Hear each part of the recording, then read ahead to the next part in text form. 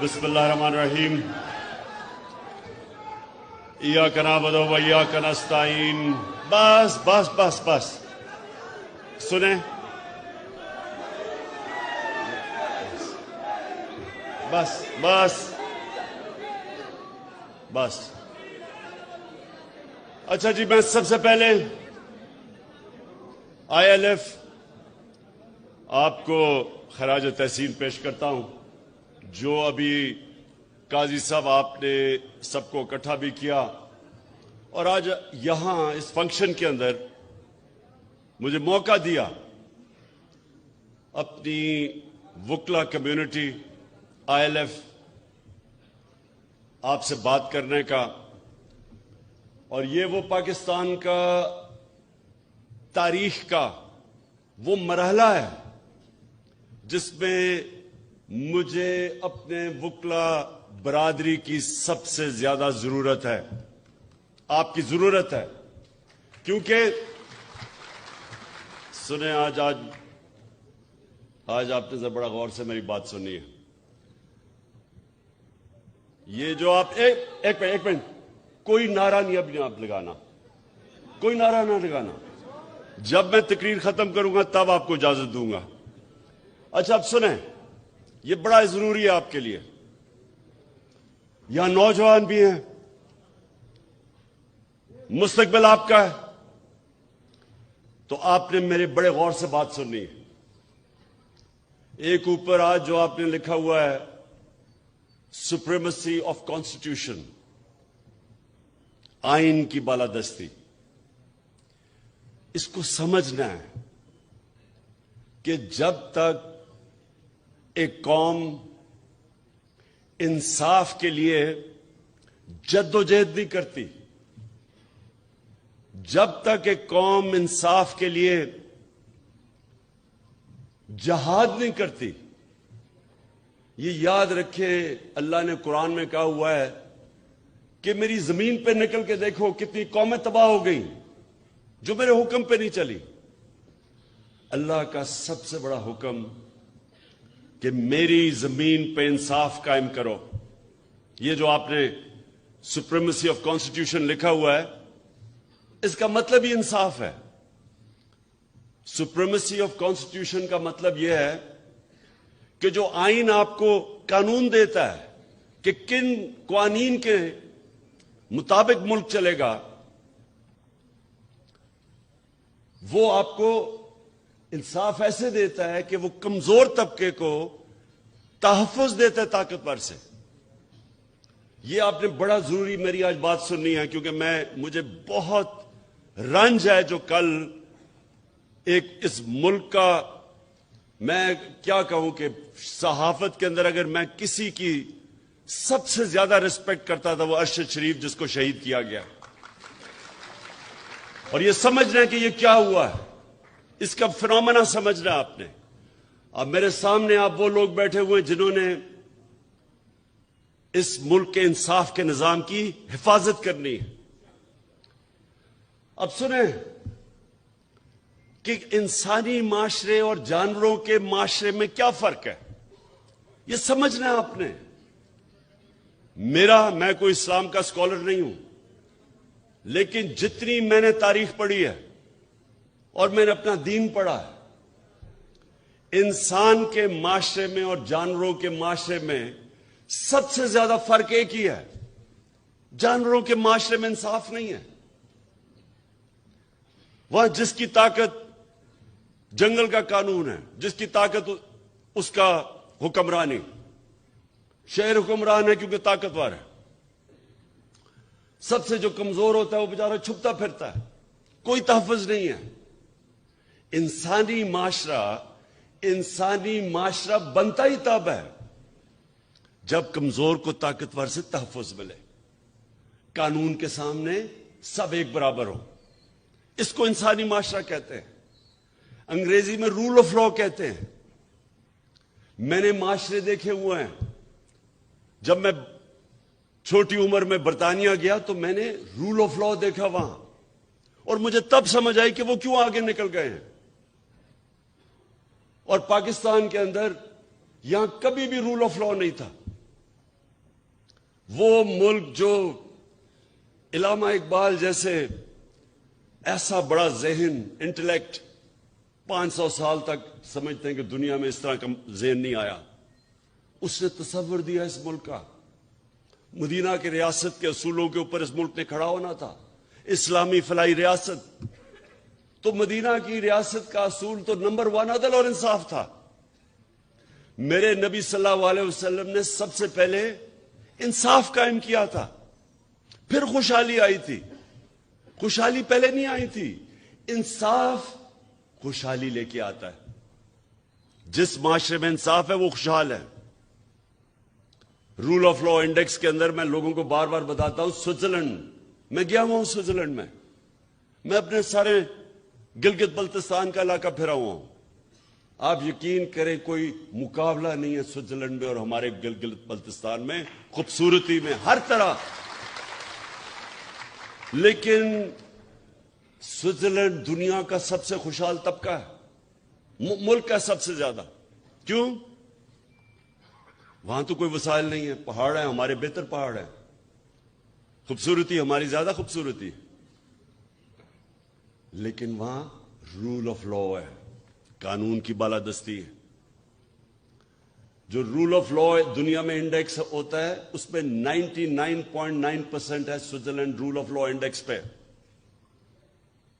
اور وہ ملک جو وسائل میں امیر ترین ہے، نائجیریا، سارے افریقہ میں سب سے زیادہ تیل ہے نائجیریا میں، غربت کی انتہا ہے، کیونکہ 7% ہے وہاں رول آف لا۔ انصاف کے انڈیکس میں وہ 7% ہے، وہ 99% ہے، وہ خوشحال ہے۔ اور یہی میرے نبی نے جب مدینہ میں ریاست سیٹ اپ کی تھی تو اس لیے سب سے پہلا اصول انہوں نے رول آف لا کہا تھا کہ میری بیٹی بھی اگر جرم کرے گی تو سزا ہوگی، کوئی قانون کے اوپر نہیں ہے۔ اور بتایا پھر کہ تمہارے سے پہلے بڑی قومیں تباہ ہوئی، جدھر طاقتور کے لیے ایک قانون اور کمزور کے لیے دوسرا، طاقتور چوری کرے تو NRO اور کمزور چوری کرے تو جیل میں، وہ معاشرے تباہ ہو جاتے ہیں۔ تو آج میں اس رول آف لا کے اوپر سب سے پہلے میں بات کرنا چاہتا ہوں ارشد شریف کی۔ ایک ایسا آدمی جو بھی اسے جانتا تھا، 2 گھر میں شہادتیں ہوئی تھیں، محب وطن پاکستانی، شاید ہی کوئی پاکستان کی اتنی درد رکھتا تھا جتنا یہ ارشد شریف رکھتا تھا۔ حق اور سچ پہ کھڑا ہوتا تھا، کس لیے؟ ضمیر کا سودا نہیں کرتا تھا۔ ساری صحافی آج جتنے بھی ہیں سب جانتے ہیں کہ ارشد شریف کے ضمیر کی کوئی قیمت نہیں تھی، اس کو کوئی لفافہ نہیں دے سکتا تھا، سٹینڈ لینے والا تھا، حق پہ کھڑا ہو جاتا تھا۔ امر بالمعروف، اللہ کا حکم ہے کہ اچھائی کے ساتھ کھڑے ہو، بدی کے خلاف جہاد کرو۔ معاشرے کو زندہ کیا چیز رکھتی ہے؟ جب قوم کھڑی ہو جاتی ہے اچھائی کے ساتھ، جب قوم اچھائی اور برائی کے اندر فرق کرنا ختم کرتی ہے، تباہ ہو جاتی ہے قوم۔ اس لیے اللہ نے قرآن میں ہمیں حکم دیا ہوا ہے، کہیں اس نے اجازت نہیں دی انسان کو نیوٹرل رہنے کی، کہیں اجازت نہیں دی۔ اور ارشد شریف وہ آدمی تھا جو سچ پہ کھڑا ہو جاتا تھا، پاکستان کے انٹرسٹ کے لیے کھڑا ہو جاتا تھا۔ میرے سے کئی دفعہ اس نے میرے اتنی تنقید کی میری، جب وہ سمجھتا تھا کہ میں غلط کر رہا ہوں۔ کسی مافیا کو نہیں بخشتا تھا۔ اپنے پروگرام میں بار بار یہ جو 2 لٹیرے خاندان جنہوں نے ملک کو 30 سال سے لوٹا ہے، ہر پروگرام میں ان کو ننگا کرتا تھا، ثبوت کے ساتھ۔ دھمکیاں ملتی تھی، پیسے کی آفر ملتی تھی، لیکن نہ اس کو کوئی خرید سکتا تھا، نہ ڈرا سکتا تھا۔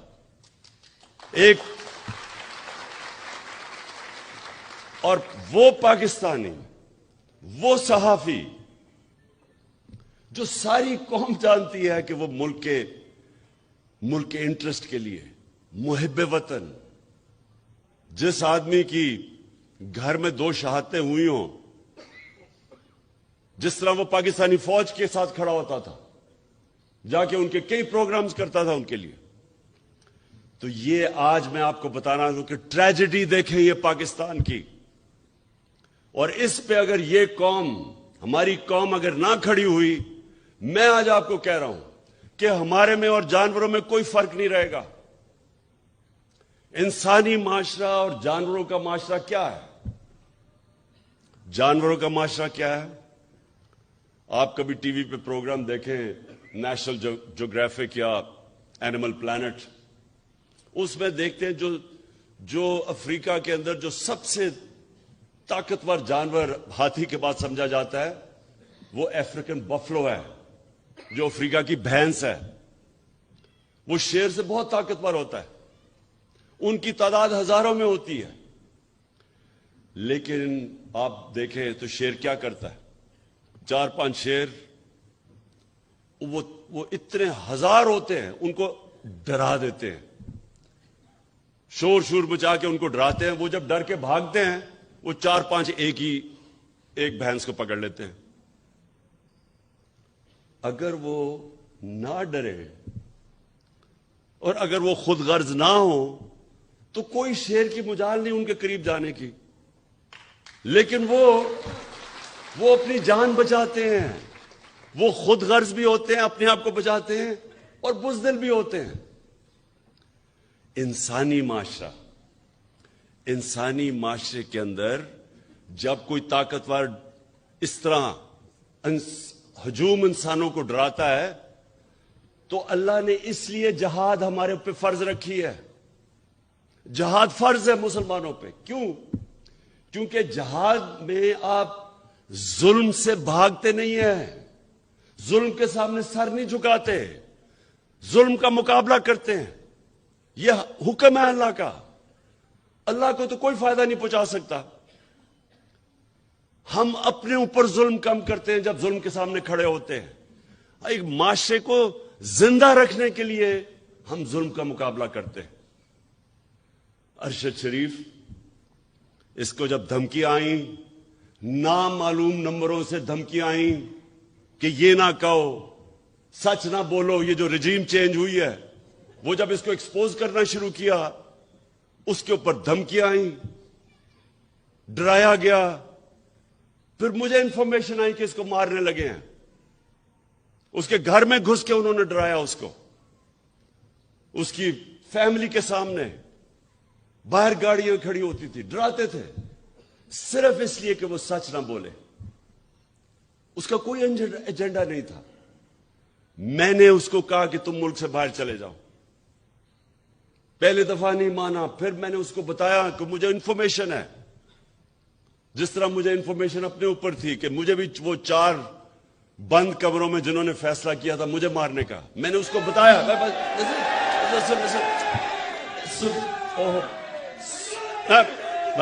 بس دیکھیں، تو وہ جب ملک چھوڑ کے گیا،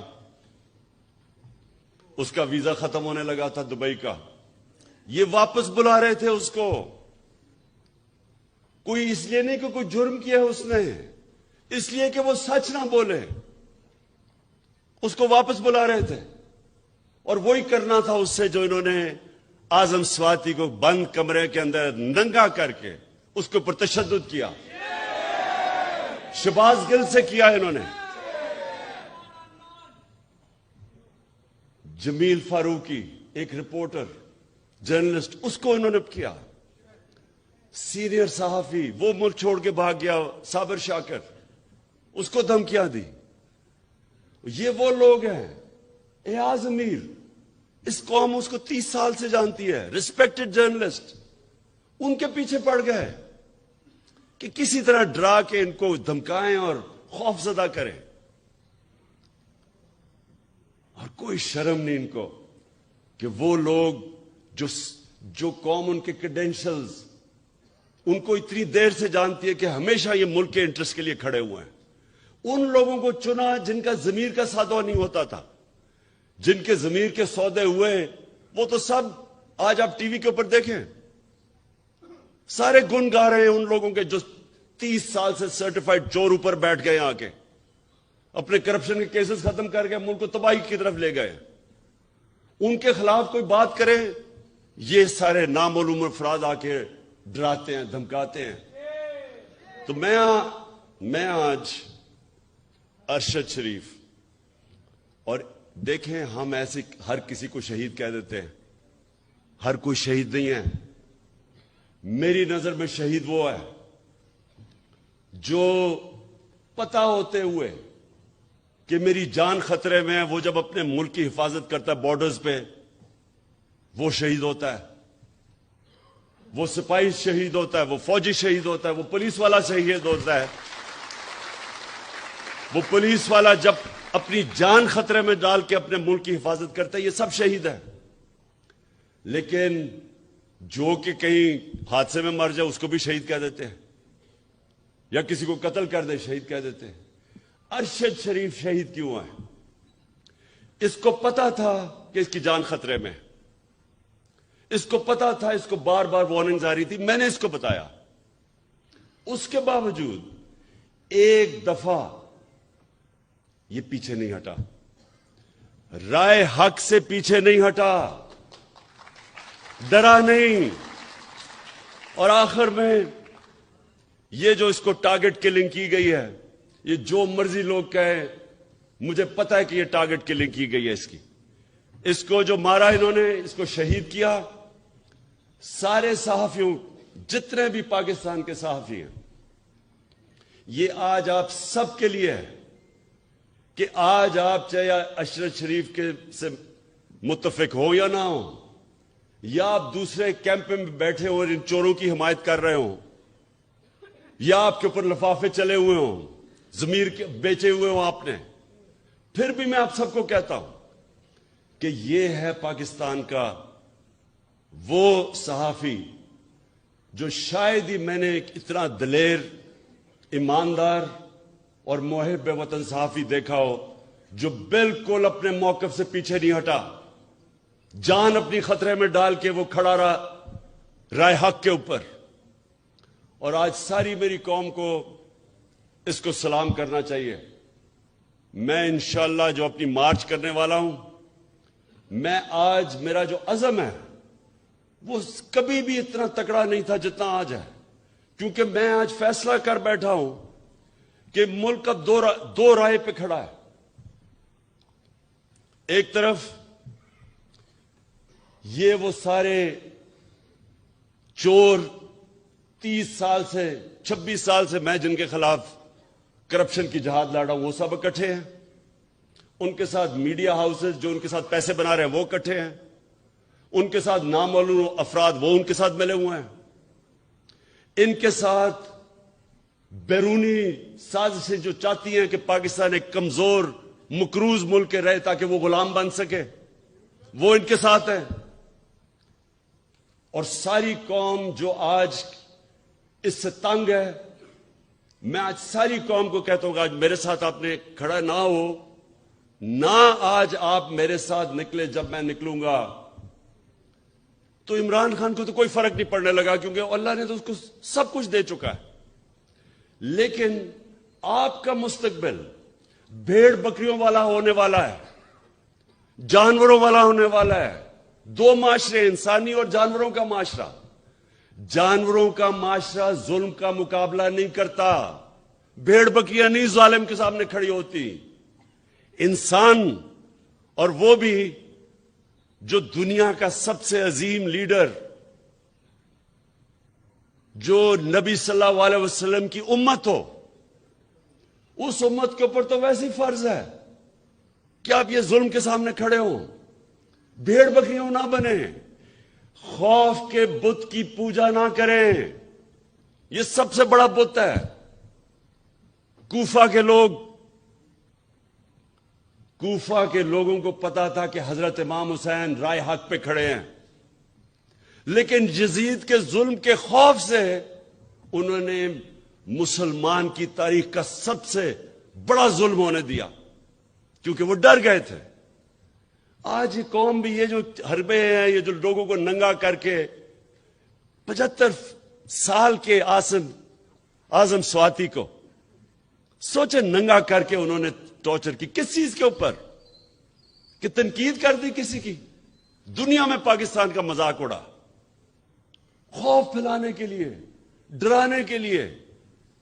ایک اسلام آباد میں جب سے ایک ڈرٹی ہیری آیا ہے, ڈرٹی ہیری وہ ہے, آپ نے وہ فلم دیکھی ہوگی ڈرٹی ہیری کی, کہ وہ ایک ایسا کوئی سپاہی تھا جو کہ بس بندوق کا ساروں کو ادھر ادھر گولیاں مارتا پھرتا تھا.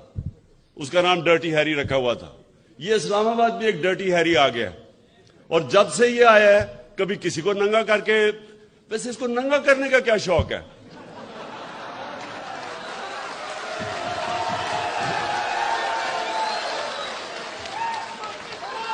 یہ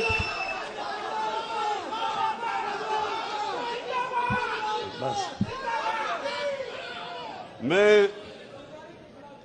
یہ وہ لوگ میرے پاکستان کی وکلا برادری, یہ جو مرحلے پہ ہمارا ملک کھڑا ہے, یہ آپ سب کے لیے چیلنج ہے. اللہ قرآن میں کہتا ہے کہ میں تمہارے ایمان کو بار بار مشکلوں سے آزماؤں گا, بار بار آزماؤں گا. وہ کیوں کہتا ہے؟ لا الہ الا اللہ محمد رسول اللہ پڑھا تو میں کہا کہ میں مسلمان ہو گیا بس. لیکن وہ کہتا ہے میں تمہارے ایمان کو آزماؤں گا مشکلوں سے, تاکہ پتہ چلے کہ کتنے پانی میں ہیں. یہ ہے اب اس ملک کے لوگوں کی ایمان کی آزمائش. لا الہ الا اللہ کے نعرے پہ ملک بنا تھا. اللہ ہم تیرے سوا کسی کے سامنے نہیں جھکتے. کیا ہم اب یہ ظلم کے بت کے سامنے جھکیں گے کہ یہ جو انہوں نے ارشد شریف سے کیا ڈرانے کے لیے باقیوں کو؟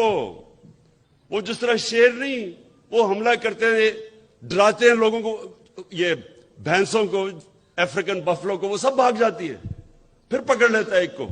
یہ بھی ایک کو پکڑ رہے ہیں, کبھی کسی کو پکڑ لیا, کبھی کسی کو پکڑ لیا. میں ان کے سامنے نکلوں گا, اور انشاءاللہ جب تک میں نے فیصلہ کیا ہے, میرا فیصلہ ہے, جب تک میں زندہ ہوں میں ان ظالموں کا مقابلہ کروں گا. اور آپ نے سب نے اس میں شرکت کرنی ہے, کیونکہ یاد رکھیں اللہ نے نیوٹرل رہنے کی کسی کو اجازت نہیں دی. یا ایک طرف ہو یا دوسری طرف ہو, یا ان ڈاکوؤں کے ساتھ ہو اور یا راہ حق پہ چلو, ان کے سامنے کھڑے ہو. تو آپ کے اوپر خاص ذمہ داری ہے. آپ ہیں پاکستان کی وہ کمیونٹی جو جانتی ہیں انصاف کیا ہے, رول آف لا کیا ہے. آپ وہ لوگ ہیں جن کے اوپر عام آدمی سے زیادہ ذمہ داری ہے, اور اس لیے آپ نے اب میرے ساتھ چلنا ہے. اور اس ملک میں جو میں 26 سال پہلے نکلا تھا, انصاف کی تحریک انصاف, اس ملک پہ انصاف قائم کرنے کے لیے آپ سب نے میرے ساتھ کھڑے ہونا. شکریہ.